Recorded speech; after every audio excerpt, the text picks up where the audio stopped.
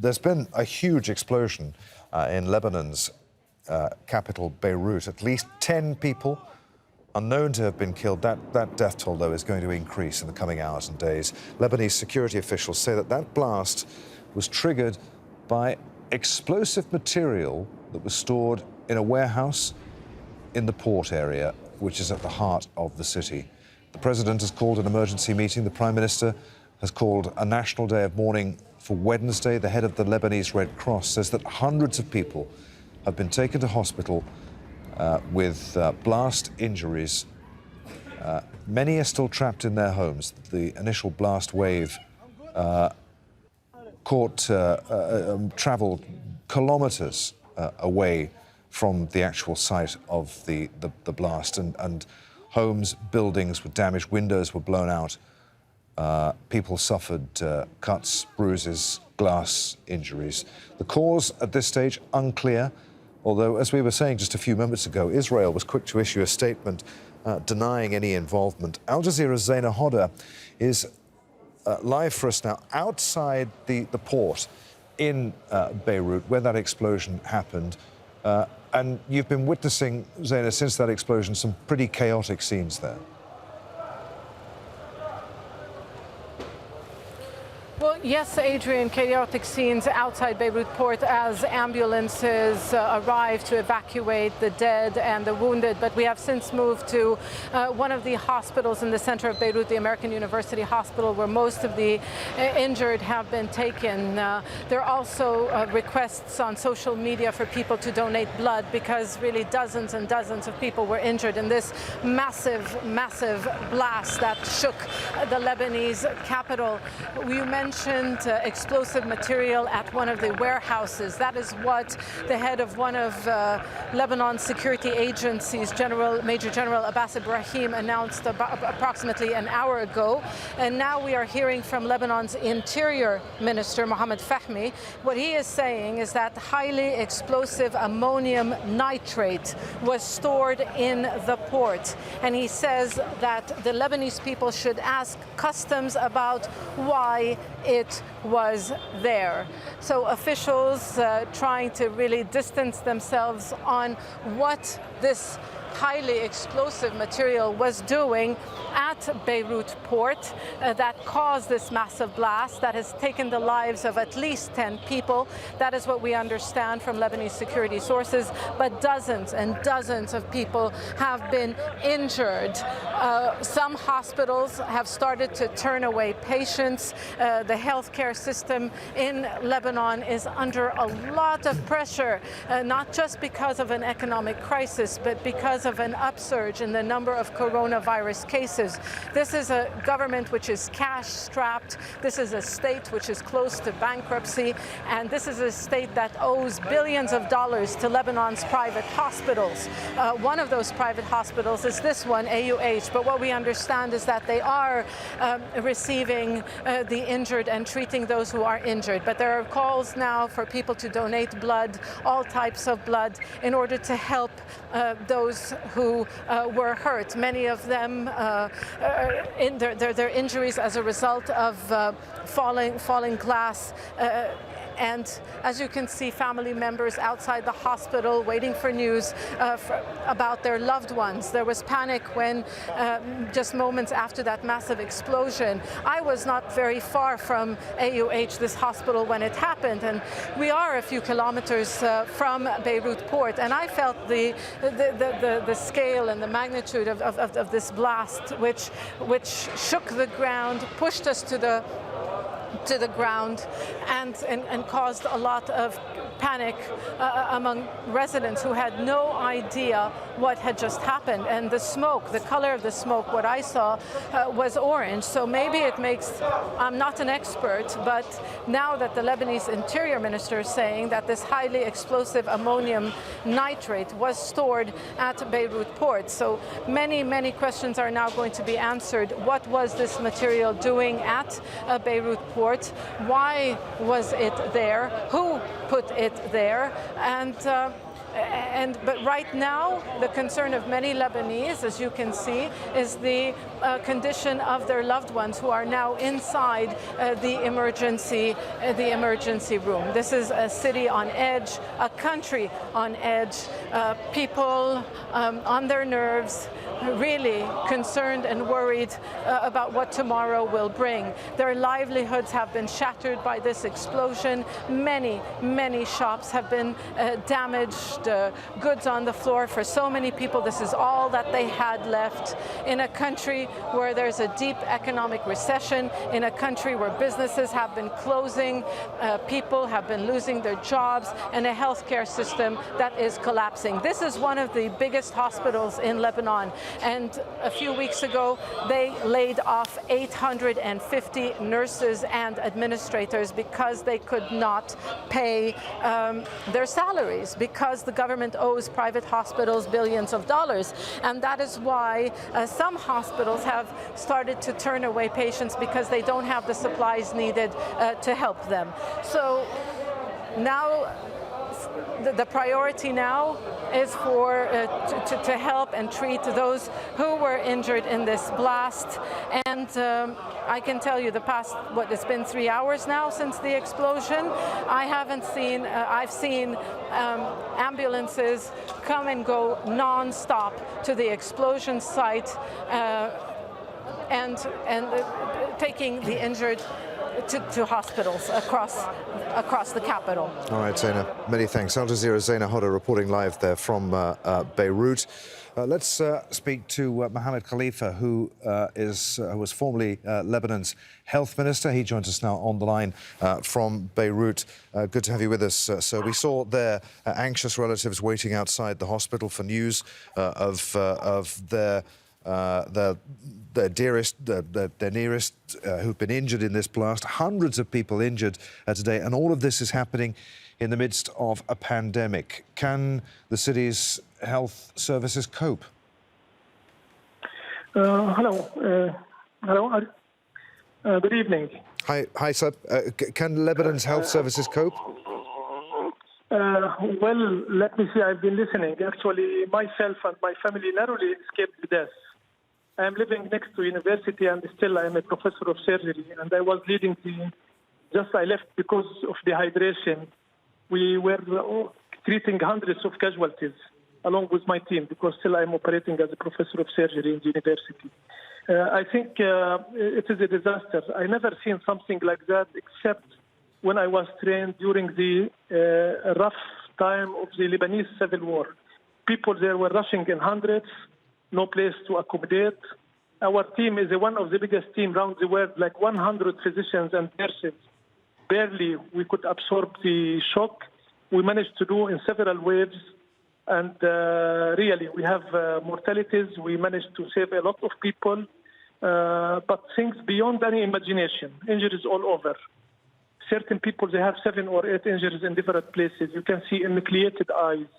You can see teared bodies. On top, we have to mix with everybody in the era of COVID, where you cannot do protection because people, you are between to get COVID or to save somebody else's life.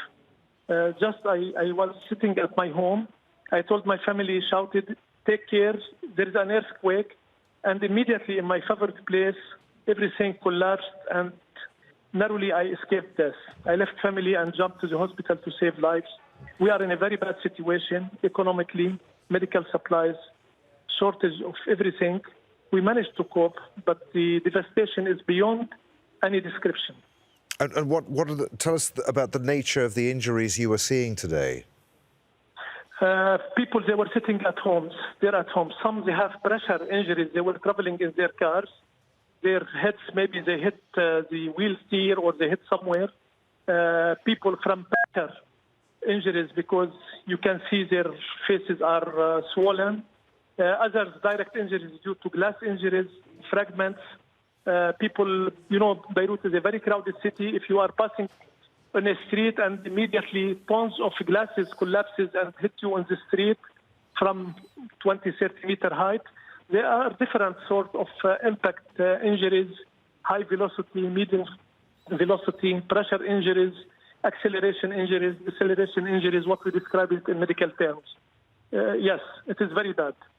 Wasn't unexpected. Everybody, I told, we saw there is an earthquake, and after like 20 seconds, we had the major explosion, and everybody, he felt that this was a special incident at his home.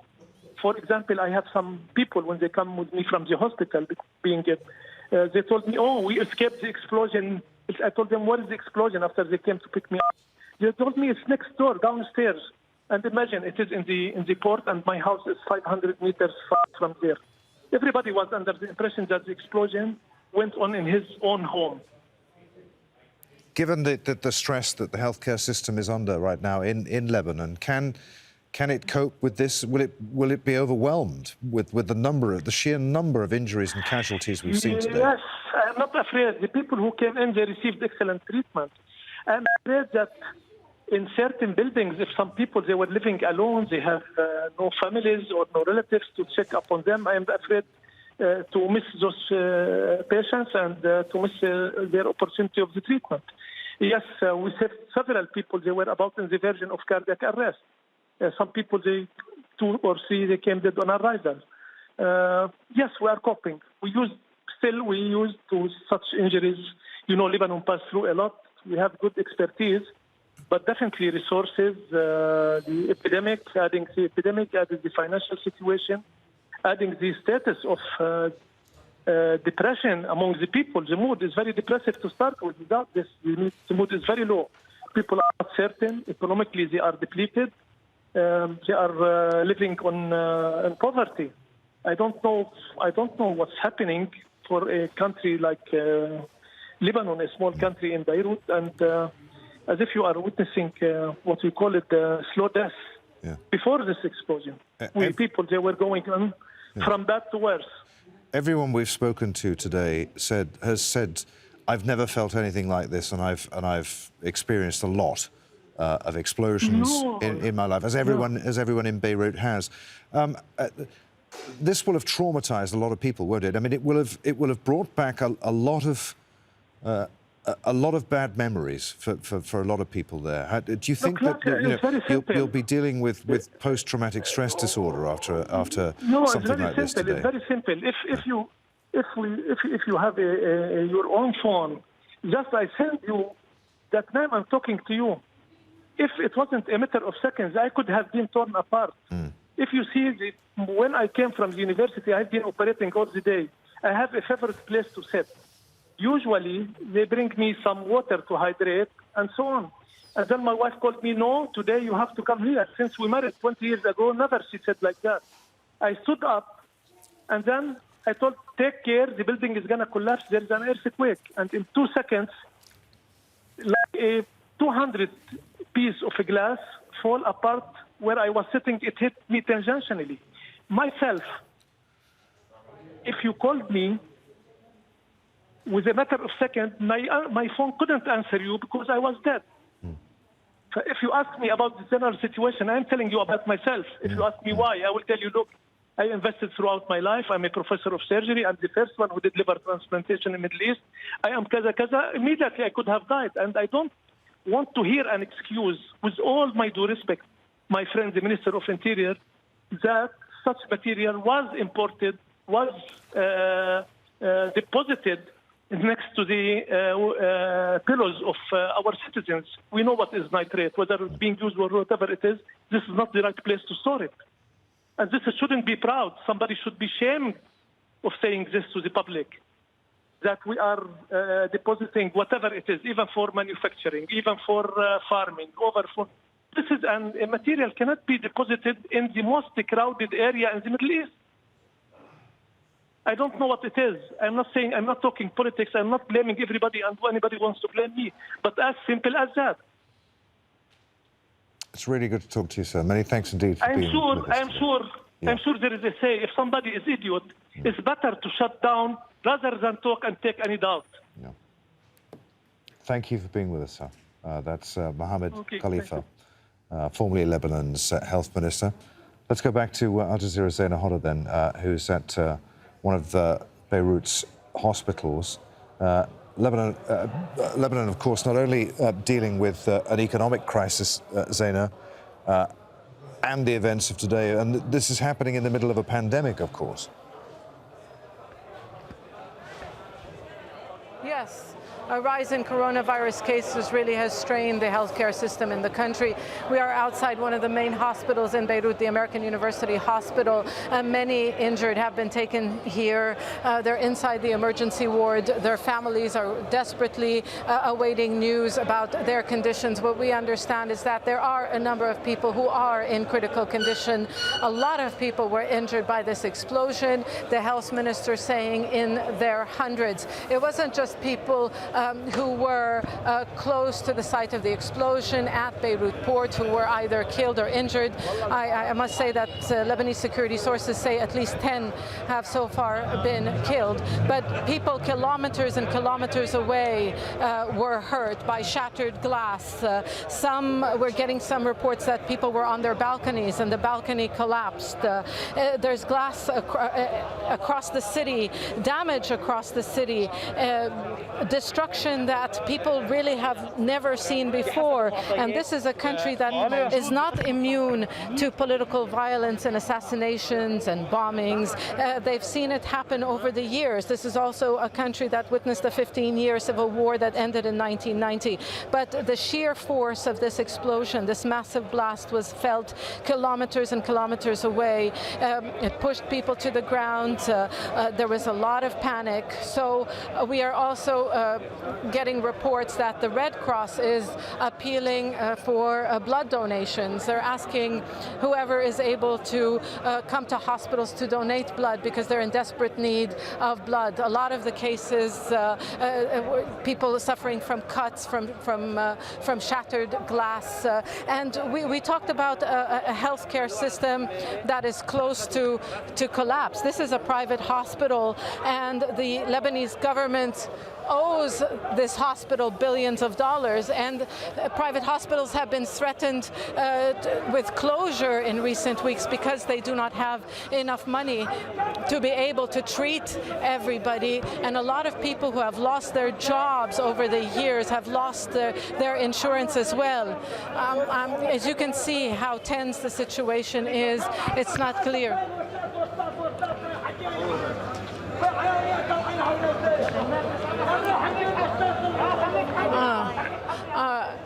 It seems this man wants to enter the emergency ward.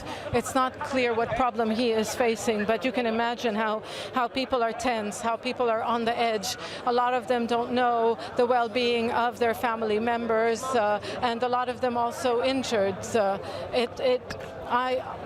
I have covered many explosions in this country. Nothing like this. The destruction, you just drive through the streets of Beirut, central Beirut, as well as here in the Hamra district, shattered glass on the floor, damaged vehicles, stores, stores blown, the facade of the stores blown apart. It's very chaotic, Adrian, and all these people waiting for news of their loved ones.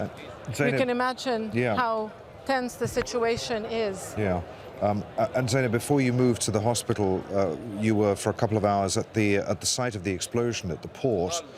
Just remind us of what you saw there. It was pretty chaotic there, wasn't it? Yes, Adrian. First of all, it was kind of difficult to reach the site of the explosion as some roads closed, panic in the street. And once we got there, we were there for approximately 2 hours. And I can tell you that ambulances kept arriving non-stop, entering the Beirut ports and coming out a few minutes later with a casualty, either injured or dead in the back of the ambulance. And this went on for 2 hours. Fire trucks as well to put out the flames. The Lebanese, the head of one of Lebanon's security agencies, Major General Abbas Ibrahim, inspected the site of the explosion, and he told reporters that it appears that the blast was caused by highly explosive material that was stored at the warehouse, and it was stored in this warehouse warehouse for years, and it was confiscated material, something that the Interior Minister minutes later confirmed and reiterated that this was ammonium nitrate, and he was asking questions, what was it doing in the warehouse at Beirut port? And this is definitely going to be a question that many Lebanese are going to ask in the hours and days ahead, because this would point to negligence on the part of Lebanese authorities, who are already under a lot of criticism for running the economy into the ground, for failing to resolve Lebanon's worst economic crisis in decades, for failing to carry out reforms, to fix corruption in the state in order for Lebanon to be eligible for an IMF, International Monetary Fund, bailout plan. Lebanon is in need of billions of dollars. The state is close to bankruptcy. You can see ambulances continue to arrive. What we understand, some other hospitals are facing a lot, are under strain. Some of the victims, some of the casualties are being treated in parking lots outside. So this really just shows you how many crises this country is dealing with. Economic crisis, financial crisis, people's savings locked in banks, informal capital controls in place, a Lebanese lira, a local currency that has devalued, people's salaries really worth nothing, people's life savings also worth nothing. There's a scarcity in hard currency, which makes it very, very difficult to import. This is a country that is import dependent. It imports 80% of its needs. Now they are evacuating a casualty from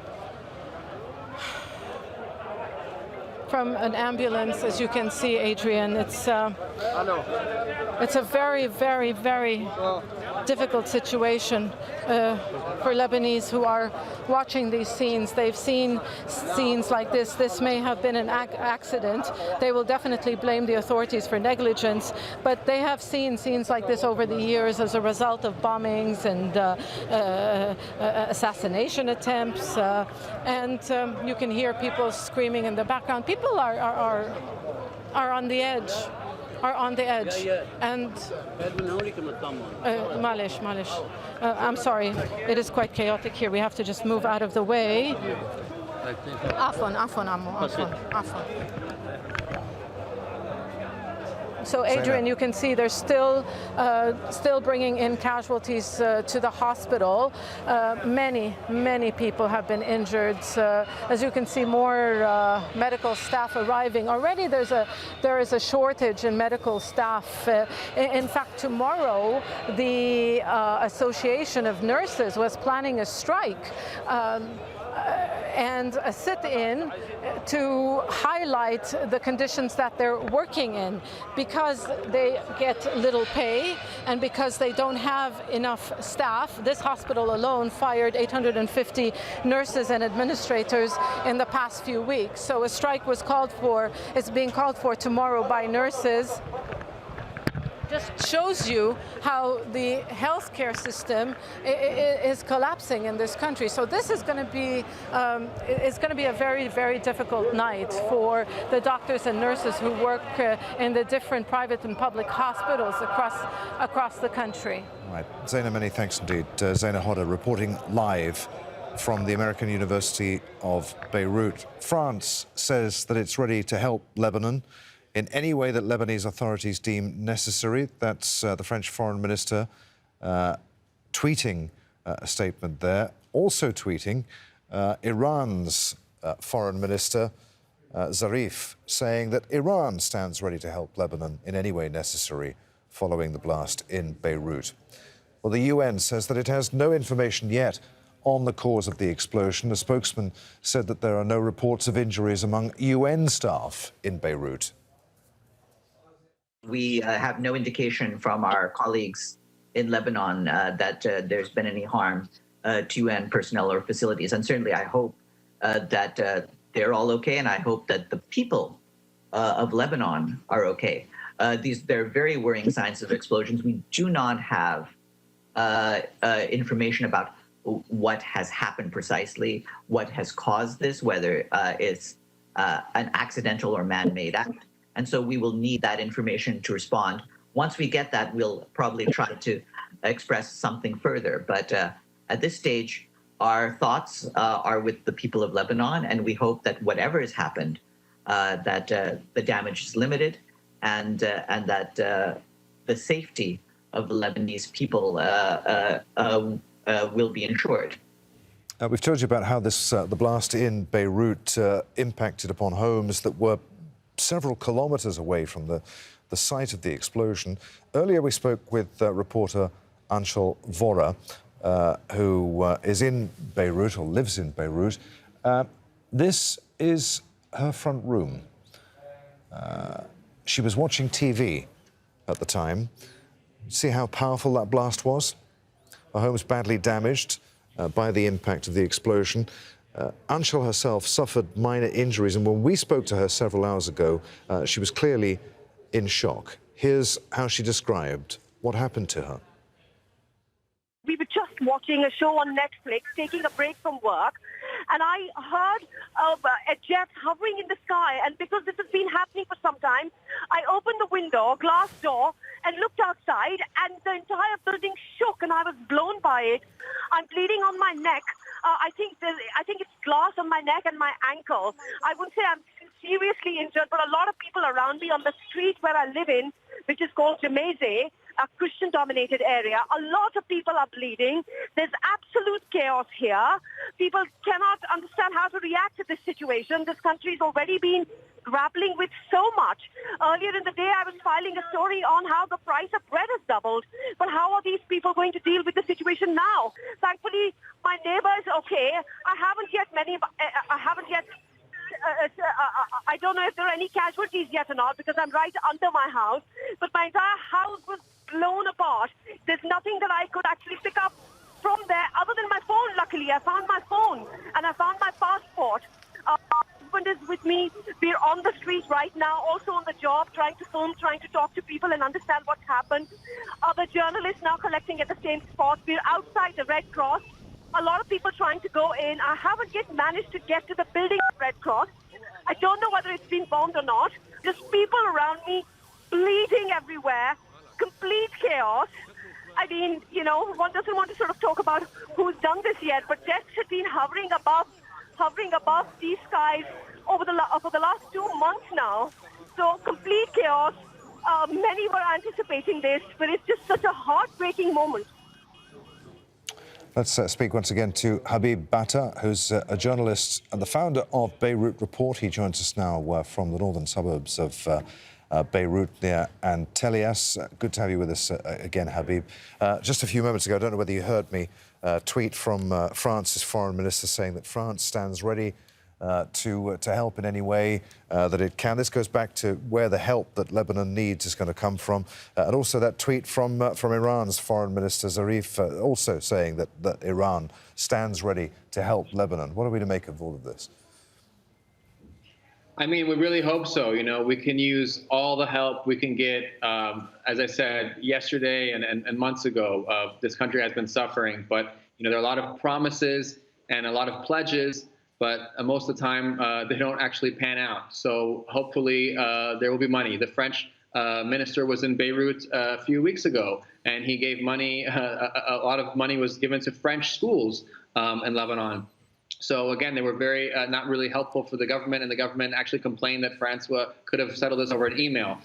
So there's a lot of political posturing. Hopefully this tragedy will not be seen as a political one, like the government's economic collapse, and people will just give money just to help. But again, it's hard to imagine money without strings attached in a country like Lebanon, where that's precisely the reason why the country is in so much debt, is because it's borrowed so much money. And it's been propped up by so many foreign powers all these years. The country could have collapsed probably years and years ago, but constantly being propped up by different powers. So there's a skepticism, I think, when it comes to foreign aid to Lebanon. But at this time, hopefully it will be treated as a humanitarian crisis, like an earthquake or something, and people will just give money without asking questions. Obviously, the money should go to the people who need it. The hospitals in Lebanon really need money. The government owes the hospitals millions of dollars, as your doctor was mentioning. It's just incredible how hospitals continue to operate at a loss in many cases in Lebanon. The price of healthcare is also quite expensive. So it's a very collapsing healthcare system, as Zaina mentioned, and there's a collapsing power grid in Lebanon. There's a collapsing water system in Lebanon.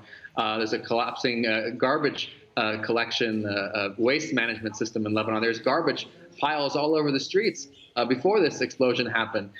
So there's so many things that are kind of colliding, and now we're hearing that there's toxic air. As well, due to this explosion, which could have been the gas that we've been hearing about. There was a red color to the smoke.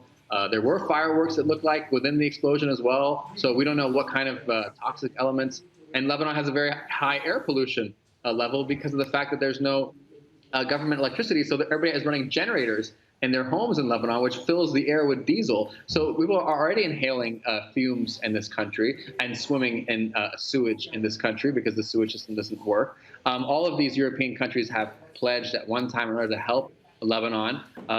These solutions are very short term. These are Band-Aids. Lebanon needs no more Band-Aids. It needs a serious reckoning. And I think that this is a reckoning for the system. Even if this was an accident, there's so many other accidents that are waiting to happen. People also are depressed and anxious. There have been a number of suicides in Lebanon due to the economic situation. This could drive some people over the edge. Yep. We have to be careful with violence.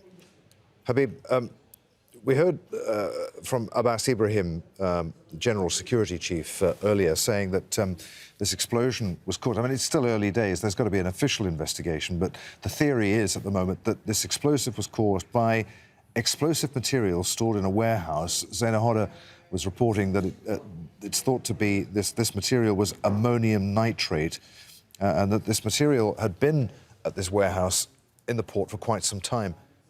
Whose responsibility is that? What on earth was this stuff? And so much of it that it could do the kind of damage that we've seen today. What was it doing at the port in Beirut? Well, some have suggested it could be fertilizer. It could have other chemical industries that use that kind of thing. But, safety precautions are notoriously not applied in Beirut. And we've seen other fires. We've seen factories catch on fire in the past.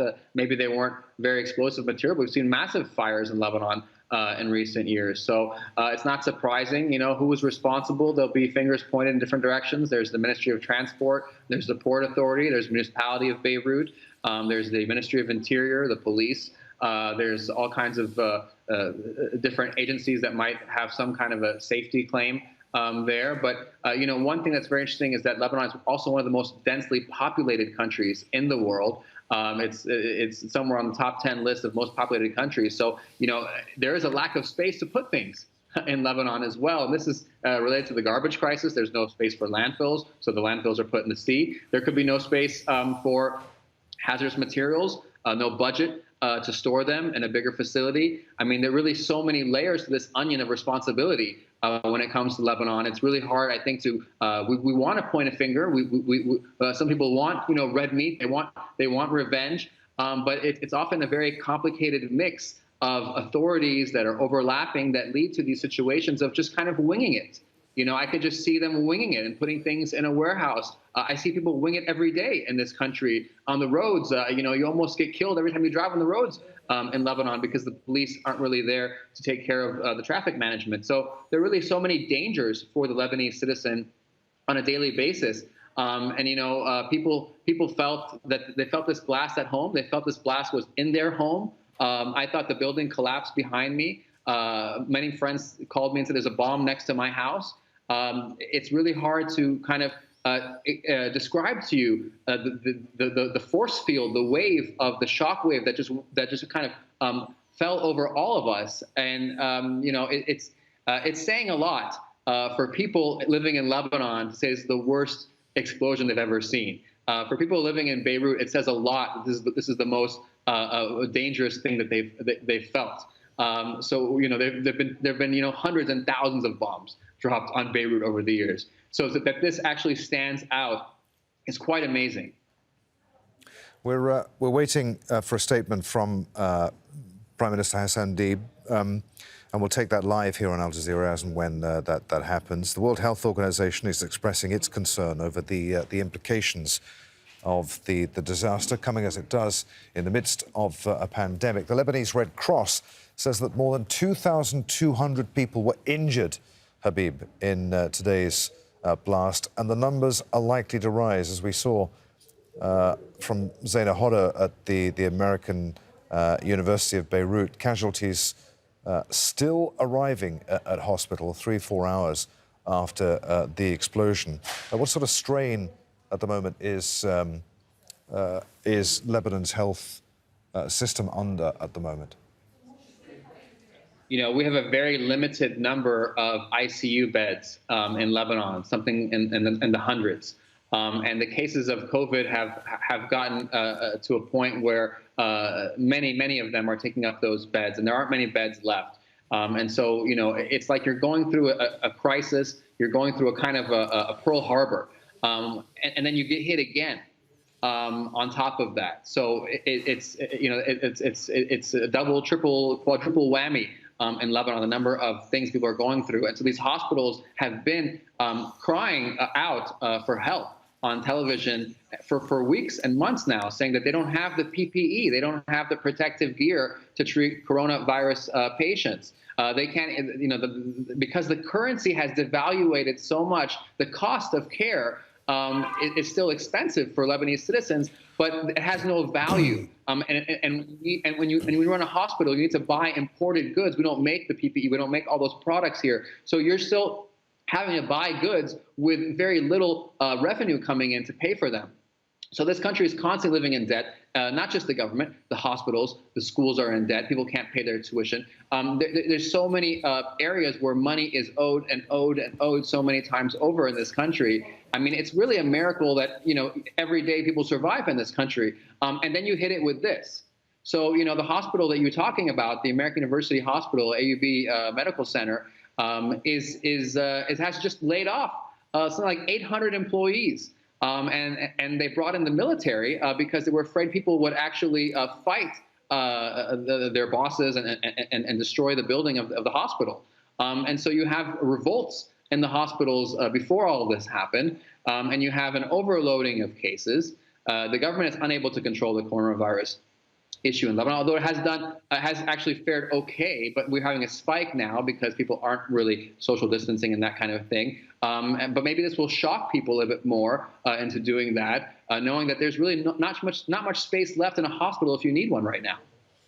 Habib, great to talk to you. Many thanks indeed. For the moment, we may well be back with you. Within the last few moments, Lebanon's Health Minister has said that more than 30 people were killed in today's explosion, and that over 3,000 were injured. That death toll, though, is likely to rise over the coming hours and days. So more than 30 people killed in the explosion in Beirut, over 3,000 injured. Let's talk to Khalid Hamadi, who was a Lebanese Army general and is now the Managing Director of Regional Forum for Consultancy Studies. He's on the line from Beirut. Good to have you with us, sir. Where were you when this explosion happened today? In Beirut, maybe, and I was around, let's say, 1 kilometer from the explosion. And what happened when the blast went off? Really, it was a disaster. Really, it was a disaster. I walked from the Beirut airport to your offices here, for 1 kilometer on the broken glasses all over the streets. And where you see many injuries all over the street. They are waiting for cars, for ambulances to the example hospital. Everything was really. Let you remember the last days of the civil war in Beirut. Yes, today during this explosion, I remember really the last days of the 80s of the last century. It's funny, everyone we've spoken to this evening has said more or less the same thing, that this has brought back some very unpleasant feelings and memories. I mean, this really will have traumatized the city, won't it? Say again, please. This really will have traumatized the city, won't it? I didn't hear you very well. I was saying, sir, that this really will have traumatized people in Beirut. Yes. How do you think the city will react, the people will react? What will happen now? And I think Lebanese people, all of the Lebanese people, they are disappointed from this government. And I think they did not wait for anything important, for anything serious from this government. I think the meeting of the Supreme Council of the defense will lead for nothing. There will be, for example, let's say a report. He will ask, for example, the authorities to start the investigations, and I think there will not be a serious investigations really that could present to the Lebanese people and to the international community a serious investigation and a serious result to what happened in the Beirut port, because many questions we propose all over what happened in Beirut airport. For example, the responsible authorities for the warehouses. Do they know about this high explosive materials in the warehouses, and why they are stored over there?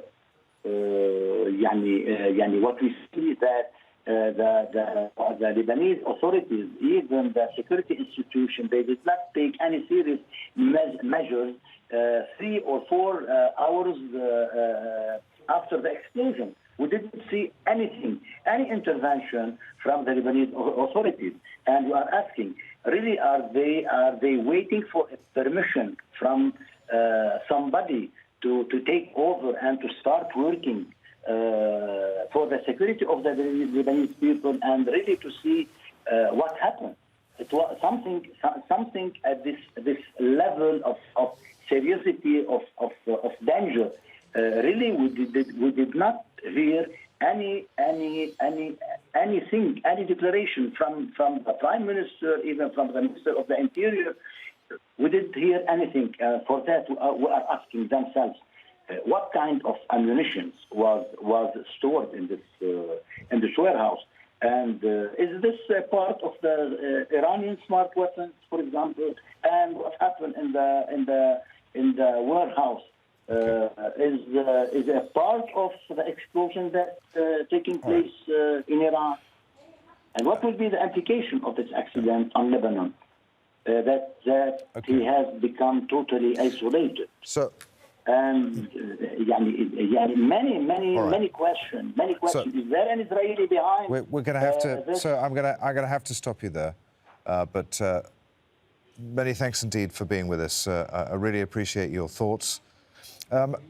France's President Emmanuel Macron has issued a statement saying, "I express my fraternal solidarity with the Lebanese after the explosion which caused so many victims and damage this evening in Beirut. France stands alongside Lebanon always. French aid and resources are being delivered to the site." So we know now that at least 30 people have been killed in this explosion today. Lebanese security officials say the blast was triggered by explosive materials stored in a warehouse in the port area of the city, which is at the heart of Beirut. The president has called an emergency meeting. The Prime Minister has called for a national day of mourning on Wednesday. Lauren Taylor will continue our coverage of the aftermath of the Beirut blast in just a few moments here on Al Jazeera. Stay with us.